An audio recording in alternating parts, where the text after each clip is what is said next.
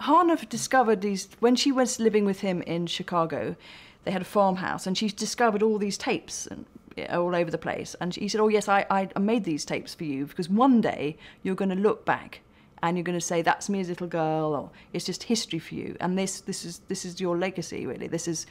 I just am fascinated. He's fascinated by history, and he wanted to provide the children with something. It took me about a year of getting to know her, that she could trust me, to use some of the tapes. And it's that provides the narrative through the film. She told him, she said, Daddy, that Claire wants to make this film and she'd like to use these audio clips. And he said, she's blessed, and the film is blessed, and she is like an angel sent from heaven.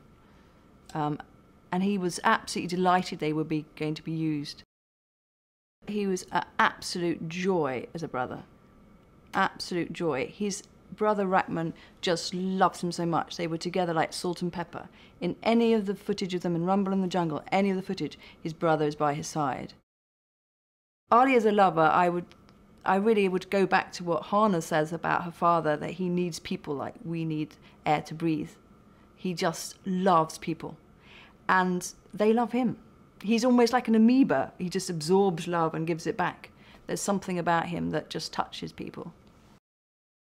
May told me that when somebody said to him, what's your biggest achievement? And he said, it's not getting my heavyweight champion belt. My first time I won that, it was when my daughter May was born. And he said, that's my biggest achievement. And when you hear the audio tapes, he's constantly kind of keeping in touch with his children. The love he feels for his children is just amazing. He adored his children. He wanted them all to live together, even from different marriages. He took his role as a father really seriously. By getting closer to these people who were actually there, like his family or people who fought him in the ring, or his trainer, I think by the end of the film you do get a bit of a sense of what makes him special as a man. I think everybody's going to take away from the film something.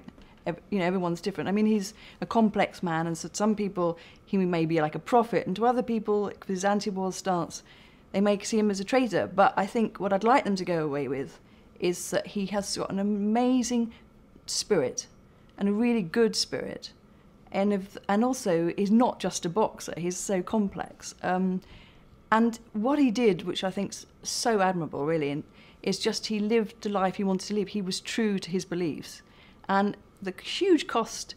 3 years out of his boxing career, at the height of his fitness, which is a massive, massive thing. If you think about an athlete making that stand today, it'd be like Usain Bolt in his prime, saying, I'm not going to do anything for 3 years because of his belief.